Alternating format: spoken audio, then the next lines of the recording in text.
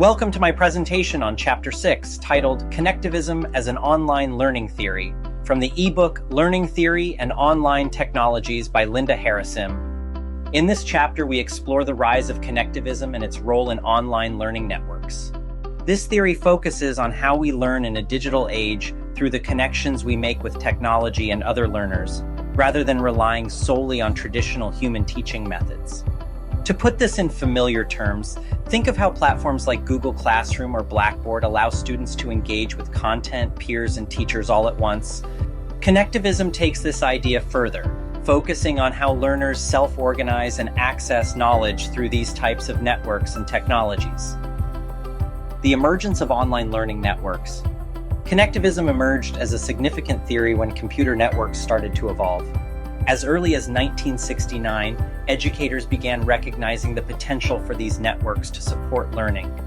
In the 1980s and 1990s, online learning networks flourished, and two primary approaches to learning emerged: connectivism and collaborativism. While collaborativism focuses on group learning, connectivism is centered around individual learning through diverse networks. So what exactly is connectivism? Connectivism was founded by George Siemens in 2004 with support from Stephen Downes. Siemens proposed that learning occurs through the connections we form with technology and other sources of information rather than from human teachers alone. Here are the key principles of connectivism. Learning happens through a network of diverse opinions. It connects specialized nodes of information. Learning can occur through non-human devices. Being able to see connections between ideas is a critical skill for learners. Now let's look at the major figures behind connectivism. George Siemens is the main founder, and his work focuses on how technology reshapes learning. He emphasizes that learners can organize and acquire knowledge through self-directed networks. On the other hand, Stephen Downes plays a significant role in supporting Siemens. Downes' contributions focus on networked learning, where traditional structures like classrooms are less important. Connectivist pedagogy. Connectivism has also impacted how we approach teaching and learning. One of its most significant contributions is the MOOC, or Massive Open Online Course. Siemens and Downes launched the first MOOC in 2008 at the University of Manitoba. MOOCs allow large numbers of learners to participate in courses online, connecting and learning from one another without traditional classroom settings.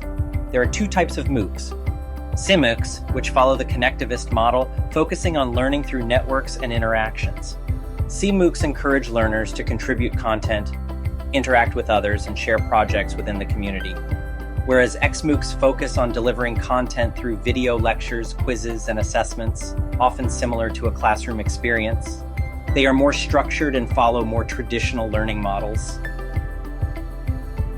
Now let's explore the role of technology in connectivist learning. Connectivism relies heavily on artificial intelligence, or AI, and machine learning. These technologies facilitate learning by creating intelligent networks that allow for non-human directed learning experiences. Through AI, learners can access information, recommendations, and tailored learning experiences, all without needing direct instruction from a teacher.